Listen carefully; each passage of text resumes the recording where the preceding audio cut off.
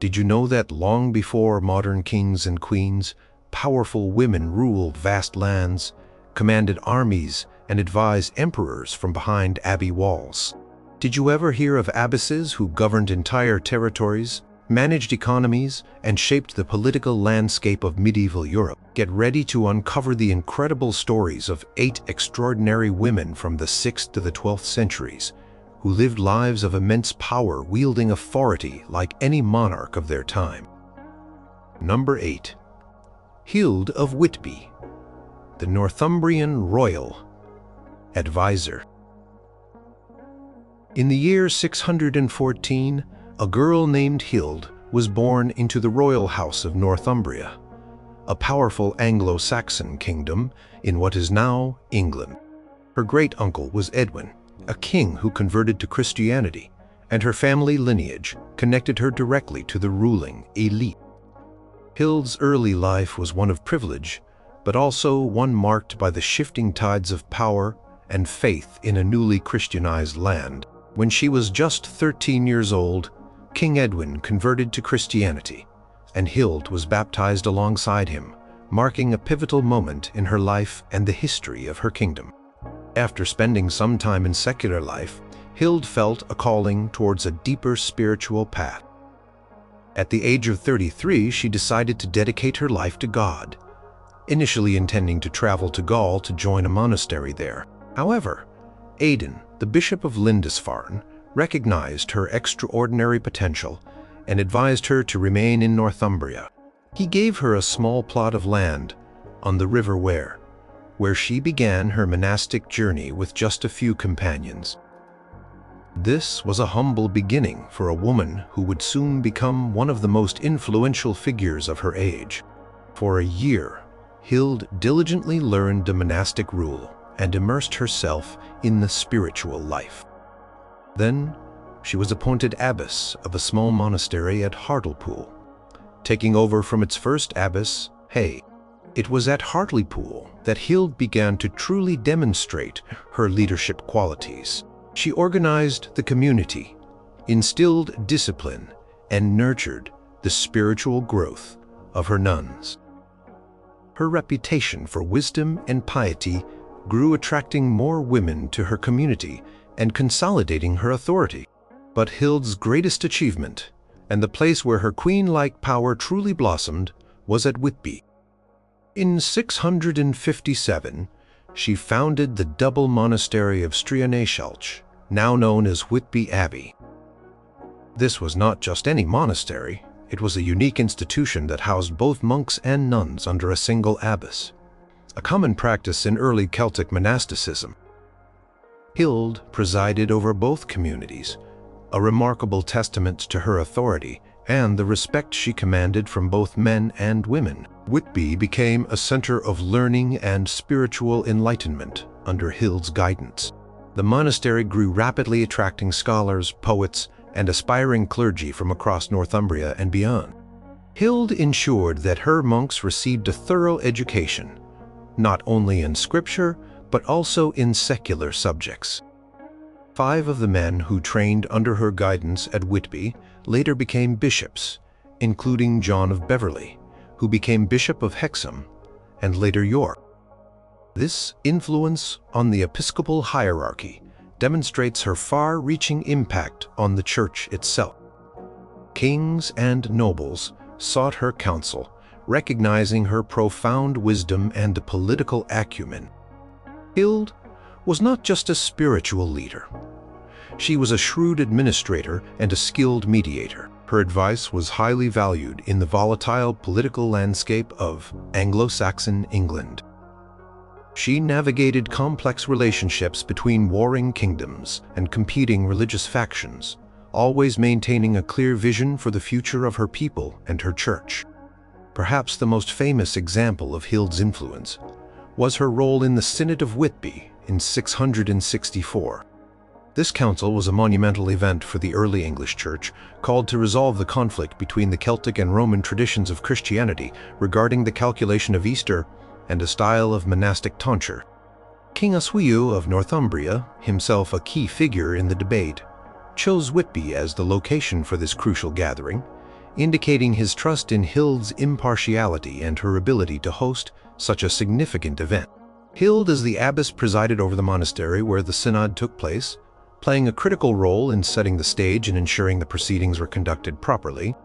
Though she herself leaned towards the Celtic traditions that her monastery followed, she allowed both sides to present their arguments fully and fairly. Her presence lent gravitas and legitimacy to the entire synod. When King Oswiu ultimately sided with the Roman tradition, Hild, despite her personal preference, accepted the decision and adapted her community to the new practices, demonstrating her commitment to unity within the Church and her pragmatism as a leader. This adaptability further solidified her reputation as a wise and powerful figure. Hild's influence extended beyond ecclesiastical matters. Whitby, under her leadership, became a significant economic hub. The monastery held vast lands, managed extensive farms, and controlled access to valuable resources. She administered these estates with the skill of a feudal lord, ensuring their productivity and supporting her large community. The revenues generated from these holdings allowed Whitby to expand its buildings, acquire precious manuscripts, and support its charitable endeavors, further cementing Hild's role as a major landholder and economic manager in Northumbria. Even in her final years, when she suffered from a severe fever for 7 years, Hild continued to govern her monastery with unwavering resolve.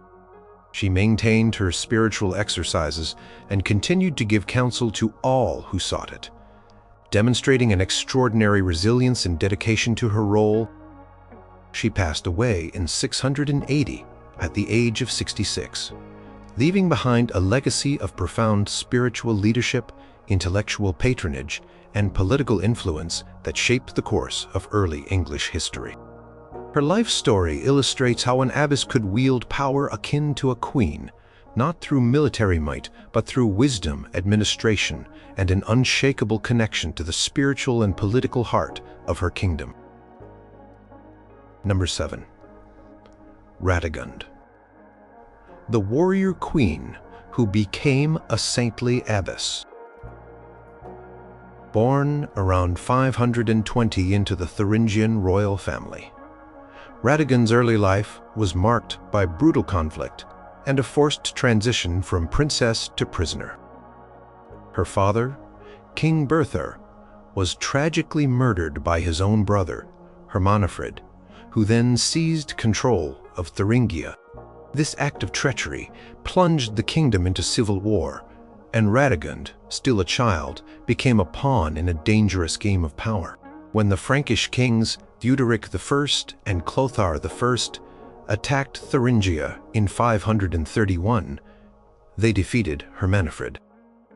As spoils of war, Clothar claimed Radegund, taking her back to his Frankish court as a captive. Despite her captive status, Radegund was raised and educated as a Frankish noblewoman. She learned Latin, embroidery, and the customs of the court, all while dreaming of a life dedicated to God. However, Clothar, struck by her beauty and intelligence, had other plans for her.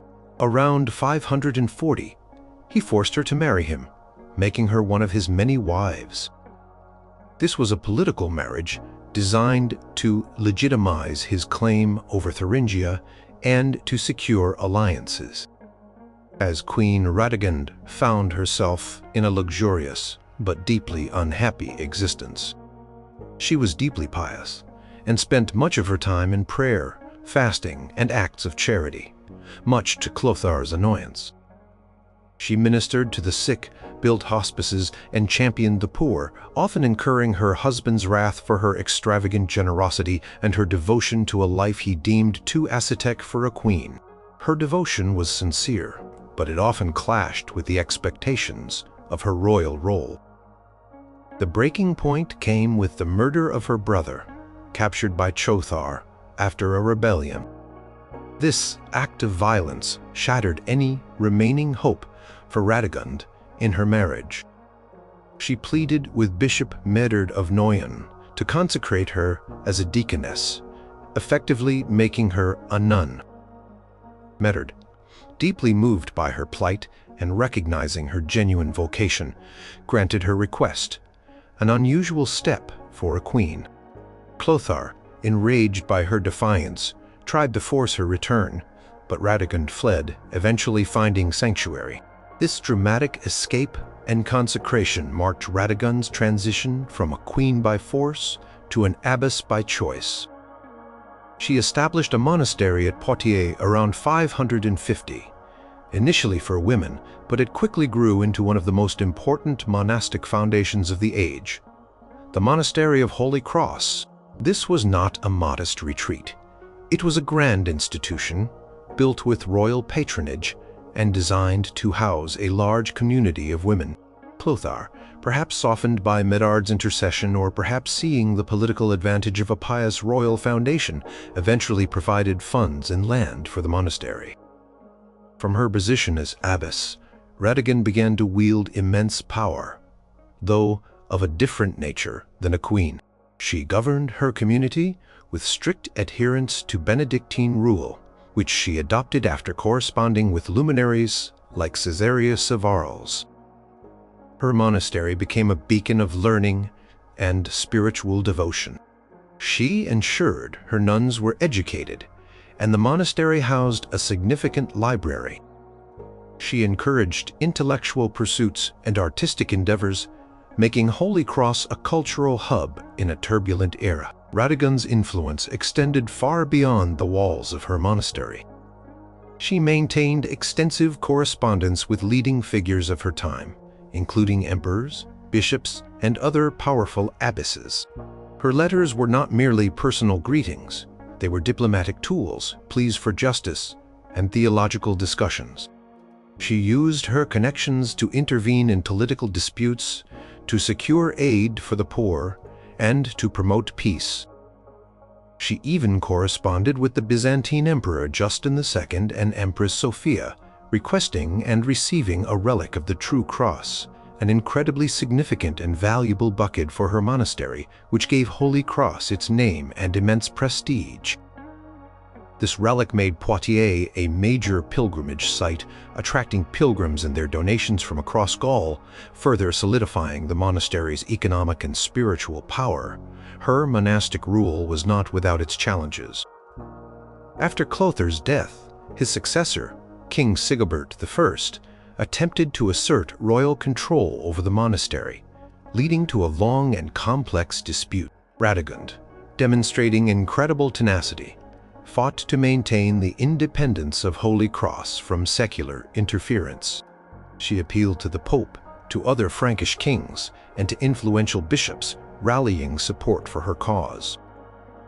Her resistance set an important precedent for monastic autonomy, asserting the spiritual authority of the Church over temporal power. Even in old age, Radegund's reputation for piety and miracle working continued to grow.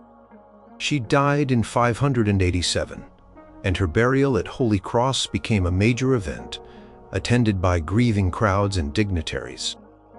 She was quickly venerated as a saint, and her tomb became a site of pilgrimage, cementing the lasting influence of her monastery.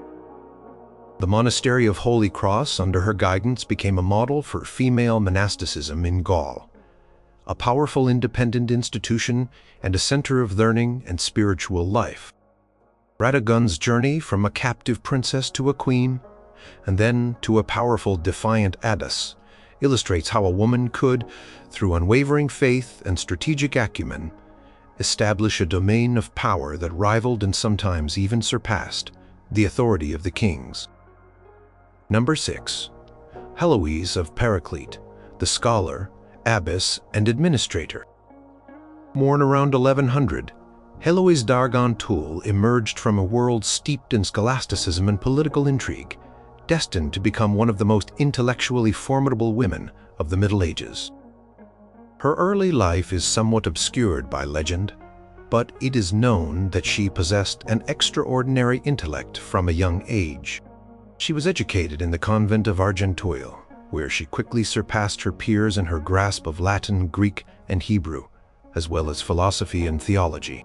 Her uncle, Fulbert, a canon of Notre Dame in Paris, recognized her brilliance and brought her to Paris to further her education, placing her under the tutelage of the renowned philosopher and theologian Peter Abelard. The intellectual connection between Heloise and Abelard quickly blossomed into a passionate love affair, a scandal that rocked the academic world of Paris. Their secret marriage and the birth of their son Astrolabe led to tragic consequences. Abelard was brutally attacked and castrated by Fulbert's vengeful kinsmen, and both he and Heloise were forced to enter monastic life. Heloise became a nun at Argenteuil, where she had been educated, while Abelard entered the monastery of Saint-Denis. After some time, when the monastery of Argenteuil was dissolved and its nuns dispersed, Abelard established a new monastic community for Heloise and her fellow sisters at the Paraclete, a small oratory he had built earlier.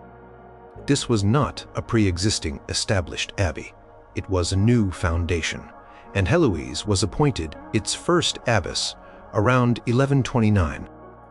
This position marked the beginning of her profound and enduring influence. Heloise took on the role of abbess with a dedication that transcended mere administrative duty. Paraclete was initially a humble place, but under her leadership it flourished. She was a meticulous administrator, overseeing the growth of the community's landholdings, finances, and material resources. The Paraclete acquired additional property through donations and astute management, transforming from a small hermitage into a significant landholder in the region of Champagne. Heloise managed these estates with the shrewdness of a feudal lord, ensuring their productivity and supporting her growing community. This economic independence was crucial to her power. Her intellectual prowess continued to shine brightly. The Paraclete became a center of learning for women, much like the great male monasteries. Heloise ensured that her nuns received a rigorous education, not only in spiritual matters but also in secular subjects. She built a library, acquired manuscripts, and encouraged scholarly pursuits among her sisters. Her intellectual reputation attracted women from noble families, further increasing the prestige and influence of the abbey. Heloise's most enduring legacy as an abbess, however, lies in her remarkable correspondence with Abelard and her own development of a monastic rule for her community. Their letters, famously passionate and intellectually rigorous, show Heloise engaging with complex theological and philosophical questions, often challenging Abelard's own ideas. Her letters reveal a mind deeply committed to the spiritual life, but also one capable of independent thought and profound insight into human nature and the challenges of monastic existence. She recognized that the traditional Benedictine rule, designed primarily for male communities, needed adaptation for women. Heloise corresponded with Peter the Venerable, the abbot of Cluny, seeking guidance and gaining his support for her unique vision. She crafted a new set of customs and statutes specifically for the nuns of Paraclete, which incorporated elements of the Benedictine rule but also addressed the specific needs and vulnerabilities of female communities.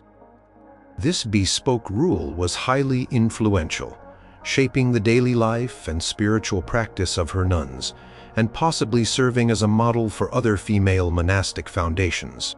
This act of creating and implementing her own rule showed an extraordinary level of legislative and administrative power, akin to a monarch issuing new laws for their kingdom. Heloise's spiritual guidance extended beyond the Paraclete itself. She became a spiritual mentor to other smaller female monasteries in the region. These daughter houses looked to her for advice, and she provided them with guidance on monastic governance, spiritual discipline, and the education of their nuns. Her influence created a network of female monasticism centered around Paraclete, with Heloise at its head, much like a queen might oversee her various provinces. She effectively created a small monastic empire, unified by her vision and leadership. Throughout her long tenure as Abbess, Heloise maintained the independence of Paraclete. She navigated political changes, disputes with local lords, and ecclesiastical interventions with remarkable skill. She protected her community's rights and possessions, asserting her authority against any who challenged the abbey's autonomy. She received papal bulls confirming the abbey's privileges and protecting its property, a clear sign of her high standing within the church hierarchy. These documents underscored her legal and administrative authority, demonstrating that the Holy See recognized her as the legitimate and powerful head of her domain. Heloise's life as abbess was one of tireless work, profound intellectual engagement, and steadfast leadership. She died in 1164, leaving behind a thriving monastic community, a legacy of grounding intellectual work, and a testament to the power a woman could wield through intelligence, administrative skill, and spiritual devotion, even in a world largely dominated by men. Her story is a powerful illustration of an abbess ruling her domain with the wisdom and authority of a queen, leaving an indelible mark on both monastic history and intellectual thought. Number 5. Agnes I of Quedlinburg, the imperial daughter and Duchess Abbess. Born around 1087, Agnes was a daughter of Emperor Henry IV and Bertha of Savoy, placing her at the very heart of the Salian dynasty, one of the most powerful ruling families in the Holy Roman Empire. Her lineage alone granted her immense prestige and connections. Her brother was the future Emperor Henry V, ensuring her a continuous link to the imperial throne. This royal blood meant that Agnes was destined for a life of influence, even if it was not on a secular throne. From a young age, Agnes was prepared for a life of religious service, a common fate for royal daughters not needed for dynastic marriages. However, for a princess of her standing, entering a prestigious imperial abbey was not a retirement from power, but a transition to a different form of it. In 1110, she was elected Abbess of Quedlinburg, one of the most powerful and wealthy imperial abbeys in the Holy Roman Empire. Quedlinburg was no ordinary monastery. It was a territorial principality, a Reichsepay, directly subordinate to the emperor and enjoying extensive privileges, including its own judicial system, minting rights, and even the right to raise military levies. Agnes took the reins of Quedlinburg at a turbulent time. Her father, Emperor Henry IV, had been embroiled in the investiture controversy, a bitter struggle with the papacy over the right to appoint bishops and abbots. Her brother, Henry V, had even rebelled against their father. Agnes, therefore, inherited not only a vast domain but also the complex political legacy of her family, requiring immense political acumen to navigate. As abbess, Agnes was effectively the ruler of Quedlinburg and its surrounding territories. She commanded significant resources, both financial and material. The abbey controlled vast land holdings, numerous villages, and valuable mines generating substantial revenue. Agnes managed these resources with the efficiency of a seasoned monarch, ensuring the prosperity of her lands and the well-being of her subjects. She oversaw agricultural production, trade routes, and the collection of taxes, all crucial functions of a sovereign ruler. Her role extended far beyond economic administration. Agnes held judicial authority over the abbey's territories. She presided over courts, administered justice, and issued legal decrees, effectively acting as the supreme judge of her domain. This independent legal jurisdiction was a hallmark of her princely status, distinguishing her from lesser noble women. A crucial aspect of Quedlinburg's power was its direct relationship with the emperor.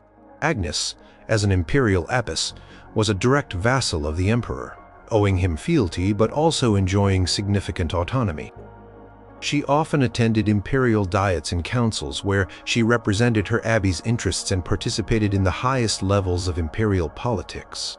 Her presence at these gatherings alongside dukes, counts, and bishops tastes her political standing and influence within the empire. Her lineage as the emperor's sister gave her an additional layer of prestige and direct access to the imperial court. One of the most remarkable displays of her power was Quedlinburg's right to mint its own coinage. This privilege, usually reserved for kings and powerful dukes, allowed the abbey to issue its own currency, a tangible symbol of its sovereignty and economic independence. Agnes, as abbess, was the authority behind this coinage, another clear indication of her royal-like prerogatives. Agnes also possessed the right to raise military forces, known as a heerban. While not a queen leading an army into battle, the ability to summon her vassals and knights to defend her territories or to support the emperor's campaigns was a significant power. This military capacity ensured the security of Quedlinburg and demonstrated her capacity to defend her domain, much like any secular lord. Throughout her long tenure, Agnes navigated the complex and often hostile political landscape of the Holy Roman Empire. She skillfully managed relationships with powerful local nobility, asserting Quedlinburg's independence against those who sought to encroach upon its lands or privileges. Her imperial connections provided her with leverage, but her own administrative and diplomatic skills were essential to maintaining the abbey's preeminence. She continued the tradition of Quedlinburg's abbesses, playing significant roles in imperial affairs, often hosting emperors and their courts within the abbey's grand halls, which served as temporary imperial residences. These visits solidified her political standing and showcased the abbey's wealth and importance. Agnes I of Quedlinburg died in 1125 after a remarkable 15-year reign as abbess. Her life demonstrated how a woman, through her aristocratic birth, strategic appointment, and astute governance, could effectively rule a quasi-sovereign territory within the Holy Roman Empire. She administered justice, managed vast estates, minted coins, and participated in imperial politics, wielding a level of power that truly paralleled that of her royal male relatives, solidifying her place as one of the great queen-like abbesses of the Middle Ages.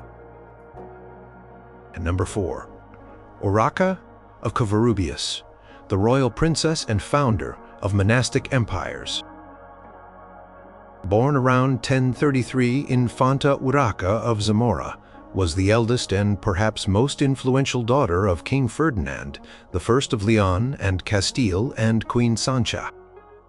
Her royal birthright placed her at the pinnacle of Iberian society, and she was educated at the royal court, steeped in the politics and traditions of her powerful kingdom. Unlike her brothers, who inherited specific kingdoms, Urraca received no royal title upon her father's death in 1065. Instead, Ferdinand I, in a controversial division of his realm, left her the city of Zamora and its surrounding territories, along with vast landholdings and extensive feudal rights throughout his kingdom. This inheritance was not a mere allowance. It was a significant territorial and economic endowment, giving Urraca a powerful, independent base. Her father's intention may have been to provide her with a secure and powerful position within the family, but it inadvertently set her up to become a de facto ruler in her own right. Zamora was a strategically important city, a key stronghold on the border between Leon and Castile, making Urraca a crucial player in the turbulent politics of the Reconquista era. Urraca, however, chose a different path than a typical queen consort. While she never formally became a ruling monarch, her influence and authority were immense. She became a patron and founder of numerous monasteries, investing her vast wealth and lands in establishing and supporting religious institutions. This was not simply an act of piety. It was a strategic move that allowed her to consolidate power, manage her vast estates, and exert control over large swaths of territory through the spiritual authority of the Church. Her most significant foundation was the royal monastery of San Isidoro in Leon, where she became its chief benefactress and de facto overseer. She ensured the expansion and embellishment of the monastery, making it a prominent center of learning and a royal pantheon. She personally oversaw its administration and protection, treating it almost as a private domain within the larger kingdom. This monastery and others she founded or heavily patronized became powerful economic entities, controlling large tracts of land, agricultural production, and trade routes. Urraca, through her abbesses and priors, effectively managed these extensive monastic networks, akin to a queen managing her royal domain. One of the most dramatic examples of Urraca's power came during the siege of Zamora in 1072. After King Sancho II of Castile, her brother, had dispossessed his brothers and seized their kingdoms, he laid siege to Zamora, which Urraca held. She fiercely defended her city, refusing to yield despite immense pressure. During the siege, Sancho II was assassinated outside Zamora's walls under mysterious circumstances, an event for which Urraca's involvement was suspected by many, though never proven. Her steadfast defense of Zamora and the ensuing political turmoil solidified her reputation as a formidable and unyielding figure in the Iberian Peninsula. Following Sancho's death, Urraca played a critical role in brokering the ascension of her brother Alfonso VI to the united thrones of Leon and Castile. It was widely believed that she actively supported Alfonso, and her influence was key to legitimizing his rule. She acted as a trusted advisor to Alfonso VI throughout his long reign, often serving as a mediator in disputes between the king and his rebellious nobles, or between different factions of the church. Her diplomatic skills were highly valued, and her presence at court was a constant reminder of her power and royal standing. Urraca's relationship with the church was symbiotic.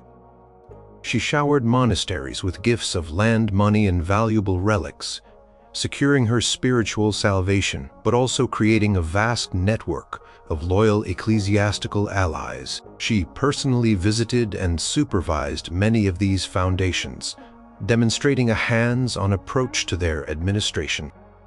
She had the authority to appoint abbesses and priors in some of these houses, further extending her control over the religious landscape. The abbesses she appointed effectively served as her lieutenants, managing the day-to-day operations of her monastic empire. Her wealth was legendary. Documents show her granting lands, castles, and villages to her favored monasteries and individuals, often in exchange for prayers or political favors. These transactions highlight her vast financial power and her ability to influence events through material means, much like a ruling monarch. She was a major figure in the economic life of the kingdom, controlling significant trade routes and markets that passed through her territories. Urraca also held extensive judicial authority within her personal domains. Disputes among her vassals and within her monasteries were often brought before her for resolution, demonstrating her role as a fount of justice. Her seal, used on numerous charters and documents, served as a symbol of her authority, confirming grants, confirming privileges, and legalizing transactions. By the time of her death, in 1101, Urraca of Zamora had built an enduring legacy. She never sat on a throne, yet she wielded the power of a queen. Through her vast inheritance, her strategic patronage of the church, her political acumen, and her steadfast defense of her interests, she shaped the political and religious landscape of Leon and Castile for decades. Her life is a compelling example of how a royal princess could carve out and maintain a domain of immense power, effectively ruling through influence, wealth, and strategic alliances, demonstrating a different but equally ensale form of sovereignty. Number 3. Adelaide I of Quedlinburg, the imperial regent and royal abbess. Born around 977, Adelaide was a daughter of Emperor Otto II and Empress Theophanu, placing her at the very pinnacle of European royalty. Her brother was the future Emperor Otto III, and her lineage ensured her an upbringing steeped in imperial politics and a destiny connected to the most powerful throne in the Holy Roman Empire. The Ottonian dynasty was known for its strategic use of imperial abbeys as centers of power and learning, and Adelaide was to become a shining example of this tradition. Adelaide entered Quedlinburg Abbey at a young age, likely intended for a life of spiritual service, but her imperial birth meant her role would be anything but secluded. In 999, she was elected abbess of Quedlinburg, succeeding her own older sister, Mathilde, who had also been a formidable ruler. This succession within the same powerful family underscored the hereditary nature of Quedlinburg's influence and the abbess's quasi-royal status. Quedlinburg was not merely a monastic institution, it was an imperial principality, a Reichsepay directly subordinate to the emperor, with extensive territories, judicial rights, minting privileges, and the right to raise military forces. Adelaide's reign as abbess began under extraordinary circumstances. Her brother, Emperor Otto III, was young and often absent from Germany, pursuing his vision of a renovated Roman Empire in Italy. Upon his death in 1002, without an heir, the empire was plunged into a succession crisis. Adelaide, with her imperial blood and her position as the powerful abbess of Quedlinburg, stepped directly into the political void. During the interregnum that followed Otto III's death, Adelaide played a crucial role in managing the succession.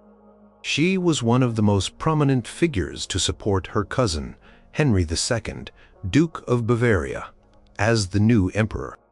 She actively campaigned for his election, lending her considerable influence and the prestige of Quedlinburg to his cause. Her support was vital in legitimizing Henry's claim to the throne, demonstrating her power as a kingmaker. Upon Henry II's ascension, Adelaide continued to hold immense sway. She effectively acted as a regent for her abbey, and often for imperial affairs in Saxony, especially when the emperor was occupied elsewhere. She hosted imperial diets at Quedlinburg, which functioned as temporary imperial palaces. These gatherings were not just ceremonial. They were crucial forums for political decision-making, where the emperor and his most powerful vassals debated policy, issued laws, and settled disputes. Adelaide, as the hostess and a key participant, was at the very heart of imperial governance. Her administrative authority was vast. As abbess, she directly governed Quedlinburg and its extensive network of dependent towns, villages, and vast agricultural lands. She oversaw the collection of taxes, the administration of justice through her own courts, and the management of the significant treasury. The abbey's mint, under her direct authority, produced its own coinage, a powerful symbol of its sovereignty and economic independence, further solidifying her queen-like control over the economy of her domain. Adelaide's power was also evident in her diplomatic endeavors. She mediated disputes between powerful nobles, securing alliances and preventing conflicts that could destabilize the region. Her imperial connections and her reputation for wisdom made her a sought-after arbitrator. She also cultivated strong relationships with the papacy, securing papal bulls that confirmed Quedlinburg's privileges and protected its independence from external interference. These documents were legal instruments that reinforced her authority. She was also a significant patron of the arts and learning. Under her patronage, Quedlinburg continued to flourish as a cultural center. She commissioned new buildings, acquired precious manuscripts, and supported scholars and artists. The abbey's scriptorium produced beautiful illuminated texts, and its workshops created exquisite religious artifacts, further enhancing its prestige and attracting pilgrims and donations. Perhaps one of the clearest indications of her queen-like rule was her ability to summon military levies from her vassals. Quedlinburg, like other imperial abbeys, had feudal obligations to the emperor, which included providing armed contingents for imperial campaigns. Adelaide, as abbess, commanded these forces, ensuring the defense of her territory and contributing to the emperor's military strength. This direct command over armed men was her status as a territorial prince. Adelaide, I served as abbess of Quedlinburg for an astonishing 42 years, dying in 1044. Her reign was one of continuity and consolidation, building upon the foundations laid by her sister. She navigated multiple imperial successions, asserting Quedlinburg's unique position and her own authority at every turn. Her life demonstrates how a royal daughter placed at the head of a powerful imperial abbey could not only maintain but also actively wield political, economic, and military power, becoming a true regional ruler, shaping imperial policy and commanding respect from emperors and nobles alike, embodying the very essence of a queen ruling her own domain. Number 2. Sophie I of Gandersheim, the princess who defied emperors. Born around 975, Sophie was a daughter of Emperor Otto II and Empress Theophano, making her sister to Adelaide I of Quedlinburg, and sister to Emperor Otto III.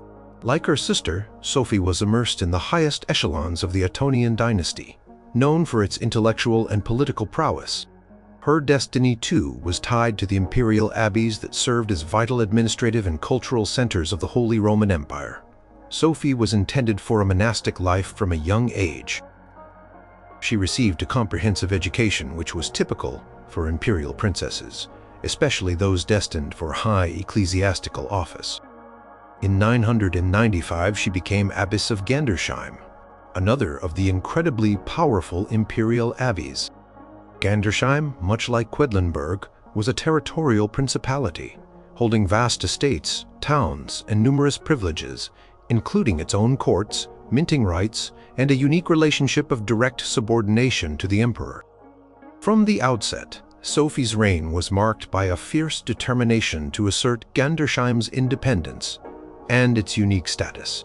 She was not just an abbess, she was a princely ruler, and she jealously guarded the prerogatives of her office. Her most famous struggle was the long and bitter Gandersheim controversy, a dispute over the abbey's jurisdiction and its relationship with the local bishopric of Hildesheim. The bishops of Hildesheim claimed authority over Gandersheim, including the right to consecrate its abbesses and control its spiritual administration. Sophie vehemently resisted these claims, asserting that Gandersheim, as an imperial abbey, was answerable only to the Pope and the Emperor. This conflict was not merely an ecclesiastical squabble, it was a major political struggle that involved emperors, popes, archbishops, and powerful dukes. Sophie appealed directly to her brother, Emperor Otto III, seeking his intervention. Otto III, recognizing his sister's rightful claims and the importance of imperial abbeys remaining under direct imperial control, initially supported her. However, the controversy dragged on for years, even after Otto's death. When her brother, Emperor Henry II, ascended the throne, Sophie continued her fight. Henry, while supportive of Gandersheim's imperial status, also sought to balance the competing interests of his bishops. Sophie, however, was unwavering. She famously refused to accept consecration from the Bishop of Hildesheim, instead demanding that the Archbishop of Mainz, the Primate of Germany, perform the ceremony, a clear sign of Gandersheim's independent status. This act of defiance demonstrated her strong will and her commitment to the abbey's autonomy. Controversy sometimes turned violent with armed clashes between the abbey's forces and those of the bishop. Sophie, as abbess, effectively commanded these forces, ensuring the defense of her territory and demonstrating her capacity as a military leader, a rare feat for a woman in the Middle Ages. Her ability to raise and deploy armed men cemented her status as a territorial ruler, just like any duke or count. Sophie's influence extended beyond this protracted dispute. As an imperial abbess, she frequently hosted emperors and their courts at Gandersheim. These visits were not just ceremonial, they were opportunities for imperial governance, with the abbey serving as a temporary imperial residence. Sophie participated in these high-level political meetings, offering counsel and asserting Gandersheim's interests. Her intellectual prowess, honed by her excellent education, made her a valued advisor. She was known to be a confidant of her imperial brothers and a significant figure in their court. She was also a significant patron of the arts and learning, Under her leadership, Gandersheim flourished as a cultural center. She oversaw the expansion of the abbey's buildings, including its magnificent church. She supported scholars and artists, ensuring the Gandersheim scriptorium produced beautiful manuscripts and that its intellectual life thrived. The renowned poet Hátspetha, though perhaps before Sophie's time, had set a precedent for intellectual excellence at Gandersheim that Sophie continued to uphold, making it a beacon of culture and education. Economically, Sophie managed Gandersheim's vast estates with the precision of a seasoned ruler. The abbey controlled numerous towns, villages, and extensive agricultural lands, generating significant wealth. She oversaw the collection of rents and taxes, the administration of markets, and the management of trade routes that passed through her territories. Her minting rights allowed her to issue Gandersheim's own coinage, a powerful symbol of its sovereignty and economic independence. Sophie I of Gandersheim died in 1039 after a long and remarkably able reign. Her life was a testament to the power an imperial princess could wield as an abbess. She fiercely defended the rights and independence of her imperial abbey against powerful ecclesiastical and secular forces, effectively acting as the sovereign ruler of her territory. Her determination to assert Gandersheim's direct link to the emperor and the pope, bypassing local bishops, defined her reign and showcased her extraordinary political acumen and courage, solidifying her place as a true queen among abbesses. Number 1. Mathilde of Quedlinburg, the Regent Empress Maker. Born in 955, Mathilde was the eldest daughter of Emperor Otto I the Great and his second wife, Empress Adelaide of Italy. Her lineage made her a granddaughter of Henry the Fowler and sister to Otto II, placing her at the very heart of the Ottonian dynasty, the most powerful ruling family in the Holy Roman Empire. From birth, Mathilde was destined for a life of influence and power, even though she would never wear a crown. Mathilde was educated at Quedlinburg Abbey, an institution founded by her grandmother, Queen Matilda, and her father, Otto I.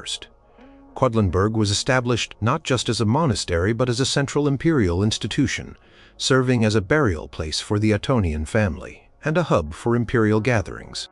In 966, at the tender age of 11, Mathilde was appointed abbess of Quedlinburg. This was not a retirement from the world, but an ascension to one of the most powerful positions a woman could hold in the empire. Quedlinburg was a Reichsabt, an imperial abbey, meaning it was directly subordinate to the emperor, with vast territories, judicial rights, minting privileges, and the capacity to raise its own military forces. As Abbess Mathilde was effectively the ruler of a large and wealthy principality. She commanded significant resources, controlling vast land holdings, numerous towns and villages, and valuable mines in the Harz region. She administered these estates with the efficiency of a seasoned monarch, overseeing agricultural production, trade, and the collection of revenues.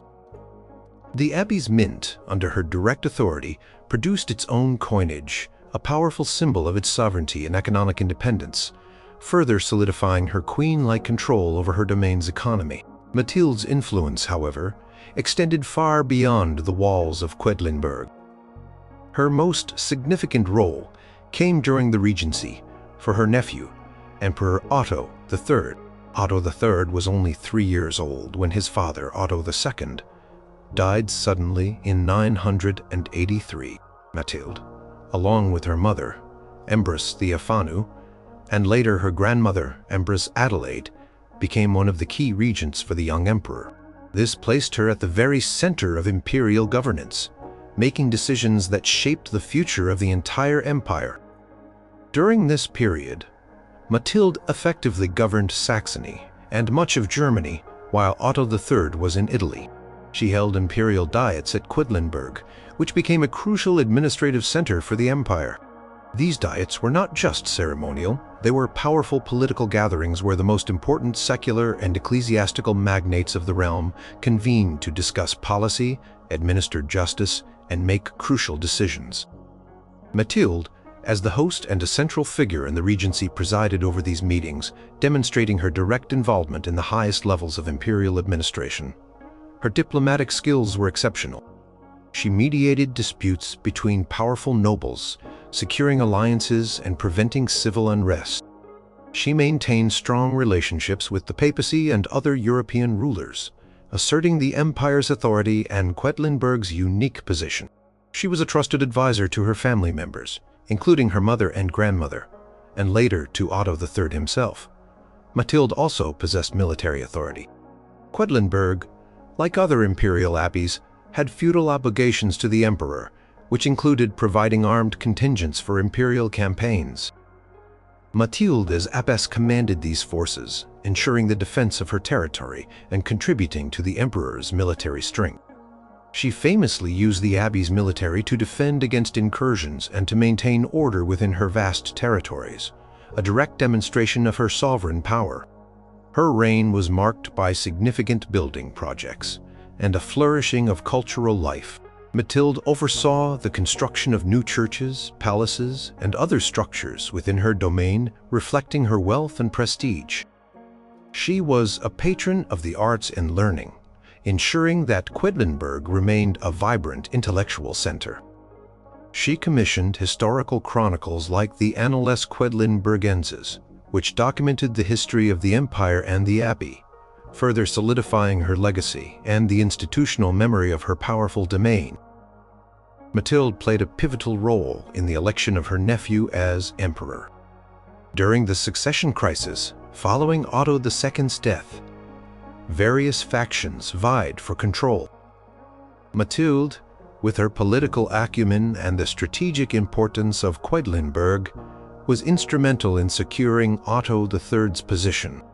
Her support and influence were crucial in navigating the turbulent waters of a child emperor's succession, effectively making her an empress maker.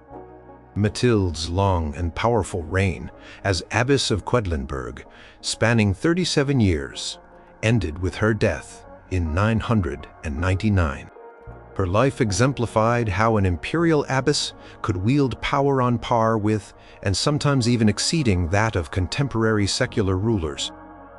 She governed a vast territory, participated in imperial regencies, convened imperial diets, commanded military forces, and shaped the political landscape of the Holy Roman Empire, leaving an indelible mark on medieval Europe as a true queen without a crown.